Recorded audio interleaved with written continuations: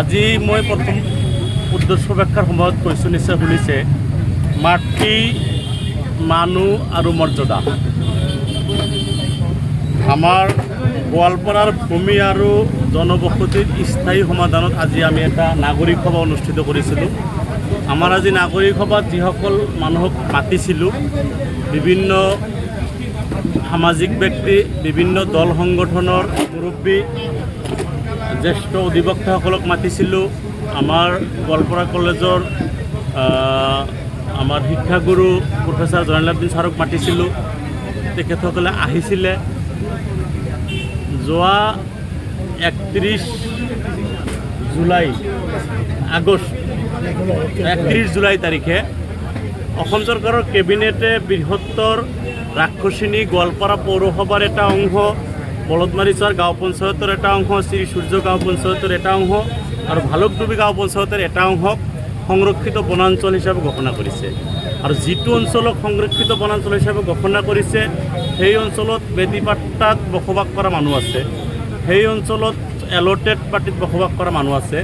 সেই অঞ্চলত বিশেষকৈ 1950 চনৰ মহাভূমিকম্পৰ পিছৰ পৰা ব্ৰহ্মপুত্ৰ নদীৰ গৰাখহনীয়াত যিসকল মানুহ ভূমিহীন আৰু গৃহহীন হৈছিলে, সেই মানুহসকলে আজি 60-70 বছৰে সেই এৰিয়াত বসবাস কৰি আছে।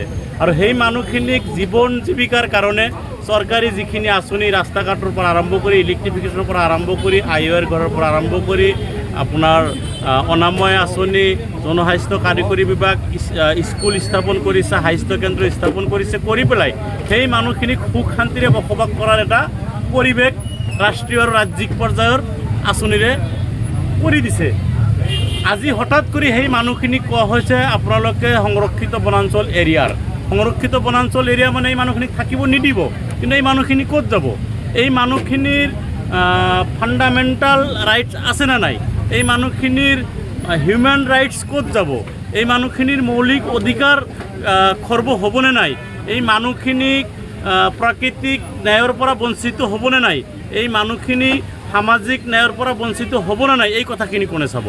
আমি জানো, আমি যি আইনৰ ক্ষমতা প্ৰয়োগ কৰি সংৰক্ষিত বনাঞ্চল ঘোষণা কৰা হৈছে, সেই আইনত স্পষ্টকৈ কোৱা আছে, যদি কোনো অঞ্চল সংৰক্ষিত বনাঞ্চল কৰিব লাগে, সেই অঞ্চলত বসবাস কৰা মানুহৰ অজৰাপত্তি ল'ব লাগিব, অজৰাপত্তিৰ হিয়াৰিং ল'ব লাগিব, হিয়াৰিঙৰ প্ৰচিডিং ৰাজহুৱা কৰিব লাগিব। কোনোবাৰ অজৰাপত্তিৰ হিয়াৰিং যদি নাকচ কৰিছে, তাকো ৰাজহুৱা কৰিব লাগিব। নাকচ কৰাৰ পিছত সেইজন মানুহক আকৌ আপিল কৰাৰ সুবিধা দিব লাগিব। এপিলেণ্ট অফিচাৰ এপইণ্ট কৰিব লাগিব। এপিলেণ্ট অফিচাৰে আপিল লোৱাৰ পিছতো যদি খাৰিজ কৰে, সেইটো ৰাজহুৱা কৰিব লাগিব। এই ফৰ্মালিটিজখিনি তেওঁলোকে পূৰা কৰা নাই। আমি আহ্বান জনাইছোঁ 1891 মানে যে ধাৰা 17ৰ ক্ষমতা প্ৰয়োগ কৰি যি সংৰক্ষিত বনাঞ্চল তেখেতসকলে ঘোষণা কৰিছে, আৰু 1891 সেই এক্টতে এই কথাখিনি উল্লেখ আছে। আমি বিচাৰিছোঁ, তেওঁলোকে আৰু কৈছে যে 1959 PRF যিটো নটিফিকেশ্যন হৈছিল, 1959 যেতিয়া PRF হিচাপে নটিফিকেশ্যন কৰে, তেতিয়া ফৰেষ্ট ছেটেলমেণ্ট অফিচাৰ হিচাপে দেন ডেপুটি কমিশ্যনাৰক এপইণ্ট কৰিছিলে, আৰু দেন ডেপুটি কমিশ্যনাৰ অফিচ আছিলে ধুবুৰীত। তেতিয়া ফৰেষ্ট ছেটেলমেণ্ট অফিচাৰে PRF ওপৰত কিবা শুনানি লৈছিল নেকি? কিবা অজৰাপত্তি লৈছিল নেকি? হিয়াৰিং হৈছিল নেকি? যদি 1959 PRF গঠন কৰা হৈছিল, তাতে গোৱালপাৰা মিউনিচিপালিটিৰ 19 নম্বৰ ৱাৰ্ড কেনেকৈ হ'ল? তাতে country and town and country planning অথৰিটিয়ে কেনেকৈ এক্সটেণ্ডেড মিউনিচিপালিটি এৰিয়া ডিক্লেয়াৰ কৰিলে? কেনেকৈ তাতে পৌৰসভা ডিক্লেয়াৰ কৰিলে? কেনেকৈ সেই মানুহখিনিৰ আজিৰ তাৰিখতো ৰাজহ লোৱা হৈ আছে? সেই অঞ্চলত বসবাস কৰা মেদিপট্টাৰ মাটিত কেনেকৈ বিল্ডিং নিৰ্মাণৰ NOC দিয়া হৈ আছে, পাৰ্মিশ্যন দিয়া হৈ আছে? কেনেকৈ সেই অঞ্চলত বিদ্যালয় স্থাপন কৰা হৈ আছে, স্বাস্থ্য কেন্দ্ৰ স্থাপন কৰিছে? এই প্ৰশ্নবিলাকৰ উত্তৰ আমাক লাগিব। এই প্ৰশ্নবিলাকৰ উত্তৰ ৰাজহুৱা কৰাৰ পিছত তেওঁলোকে সিদ্ধান্ত লওক। আজি আমি বন সংৰক্ষণ, পৰিৱেশ সংৰক্ষণৰ বিৰোধিতা কৰা নাই, কিন্তু বন সংৰক্ষণ আৰু পৰিৱেশ সংৰক্ষণ কাৰ কাৰণে? মানুহৰ কাৰণে। মানৱ সম্পদ সংৰক্ষণ কোনে কৰিব? মানৱ সম্পদ ৰক্ষা কোনে কৰিব?